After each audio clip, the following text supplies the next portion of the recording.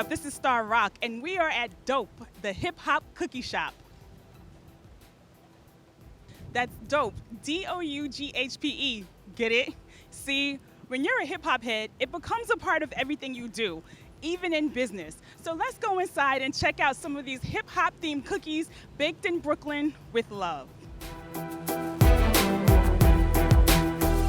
So I'm here with Mac Petion. Did I say it right? Yeah, Okay. We got the owner here of Doughpe, the hip hop cookie shop. Mac, you know, you have a really interesting background.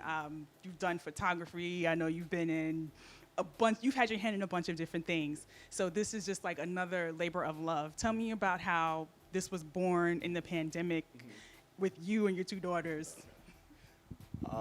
The pandemic struck everybody really, really hard. And at that time, my two daughters were 1 and 3. And my wife and I did not know what to do with them because daycares were shut down.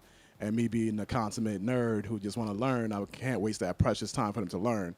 So I'm like, what can we do with these girls? And then my wife and I came up with the idea of, hey, let's do baking, because baking allows them to, they learn patience, but then they learn math, they learn chemistry, they learn counting, they learn textures, all the things that's like the early development stuff, as well as a little bit more advanced stuff. And I thought COVID was going to last and the lockdown was going to be 2 weeks like everybody else.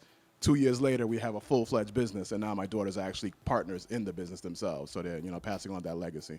That's awesome. And I mean, cooking is a great way to kind of low-key teach kids about math, right?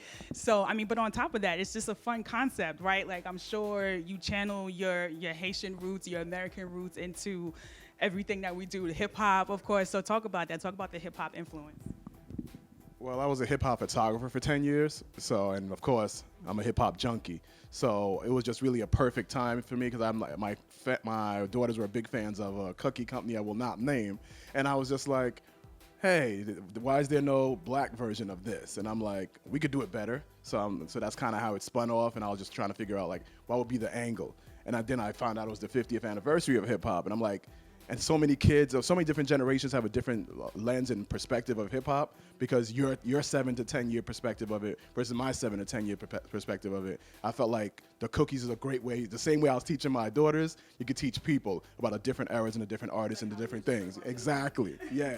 Because, like people right now will be like Little Baby's the king. 10 years before that, they would have said Lil Wayne was the king. 10 years before that, they would have said Jay was the king. 10 years before that, they would have been talking the Rocque talk. And every era has a whole bunch of like impact for the culture. So I felt like best way for you to do it is while you're eating some cookies. Nice. And I know you always have a theme going on, right? Like you had the Juneteenth cookie. I saw a Hot Girl Summer cookie over there. Yes. And then there's some Jay-Z themed cookies, and then the Jesus Walks is one of the popular cookies, right? Yeah. So walk me through some of the cookies and how you come up with some of these concepts. Okay. Well, currently we just launched our Hove collection of cookies, and that's really just paying homage to Hove's exhibit that he's doing at Brooklyn Library, and I'll give you a walk through a couple of the samples. This is the Dear Summer cookie. It's a watermelon cookie with watermelon frosting. You ain't never heard of a watermelon cookie.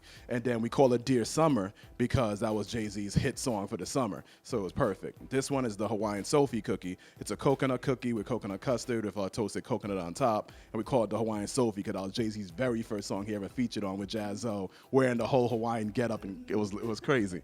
And then throughout the rest of our collection, we just, picked different modes of hip-hop and different aspects of hip-hop. Like this one right here is our Baby D cookie. It's a chocolate chip cookie, a vanilla swirl, and any hip-hop fan knows Baby D because, of course, that was, no, you'd be surprised. We end up doing pop quizzes on people. So, like, that was Ice Cube's character from Next Friday who was chasing everybody around and always ate all the snacks. Yes. And over here we have the Ooh La La La cookie. Shout out to the Fugees. It's a German chocolate cookie with coconut, pecans, and chocolate drizzle. And that is actually our top seller. And me being a Haitian, that's my way of sneaking in our culture at all times.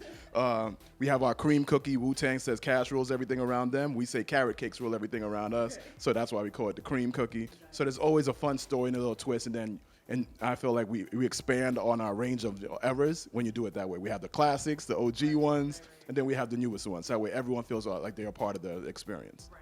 And of course you got the lemonade, the ginger. Yeah, we have the ginger lemonade. Of course, everything's made refreshing and not made to be to be sweet. Even our cookies themselves have 30% less sugar than any other place you go to, because I literally did make this with my daughters, so nobody needs their kids with the sugar rush. So I'm in possession of a Dear Summer. It's a watermelon themed cookie. As you see, I've taken a couple of bites out of it.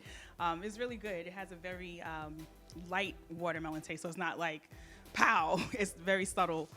Tell me about the recipe development. I was thinking about how can we get you to get a bite of summer and not be the typical bite of summer, because everybody does lemon cookies. So, and then that is also refreshing. But when I think of summer, I think of watermelon. And so I'm like, okay. And I've never seen anybody actually do a watermelon cookie. I've seen watermelon sorbets.